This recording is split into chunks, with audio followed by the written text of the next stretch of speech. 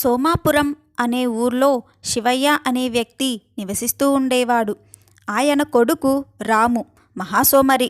పెద్దవాడైనా సరే ఏ పని చేయకుండా తిరుగుతూ ఉండేవాడు. ఈ విషయంలో శివయ్య అతన్ని ఎన్నిసార్లు మందలించినా పట్టించుకునేవాడు కాదు. చేసేదేం లేక శివయ్య బాధపడుతూ ఉండేవాడు. ఒకరోజు సోమాపురానికి కాశీ నుంచి ఒక సాధువు వచ్చాడు. ఆయన దగ్గరికి వెళ్ళి ఊళ్ళోని వారంతా ఆశీస్సులు తీసుకొని తమ సమస్యల్ని చెప్పుకున్నారు. వాళ్ళలో శివయ్య ఏమీ మాట్లాడలేకపోయినా దిగులుగా ఉండటం గమనించిన సాధువు దగ్గరికి పిలిచి విషయం కనుక్కున్నాడు. సాయంత్రం గ్రామస్తులతో మాట్లాడేటప్పుడు ఈ ఊళ్ళో ఒక బద్ధకస్తుడు ఉన్నాడు. అతని వల్లే ఊరికి చెడు జరుగుతోంది. వచ్చే గురువారం నాడు అతని ఇంట్లో వాళ్ళు మాయమైపోతారు అని చెప్పాడు. గురువారం వచ్చేసరికి రాము తల్లిదండ్రులు కనిపించలేదన్న వార్త ఊరంతా గుప్పుమంది.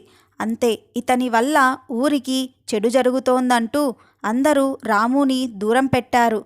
ఇంట్లో వాళ్ళు లేకపోవడంతో అన్నం కోసం అతను బాగా ఇబ్బంది పడాల్సి వచ్చింది. ఈ పరిస్థితిని భరించలేని రాము స్వామి కాళ్ళ మీద పడ్డాడు. తనే నేరం చేయకపోయినా అందరూ తనని అసహ్యించుకుంటున్నారని బోరుమన్నాడు. అప్పుడా సాధువు, నువ్వు నీ తల్లిదండ్రులని చూసుకోవలసిన వయసులో ఏ పని చెయ్యకుండా ఊరికే తిని తిరుగుతూ కాలం గడుపుతున్నావు. నీ బాధ్యతల్ని నిర్వర్తించకుండా ఉండటం నేరమే కదా అని అన్నాడు. దీంతో తప్పు తెలుసుకున్న రాము కష్టించి పనిచేయడం మొదలుపెట్టాడు. ఇప్పుడు తల్లిదండ్రులు తనని చూస్తే ఎంతో సంతోషపడతారని అనుకుంటూ ఉండేవాడు.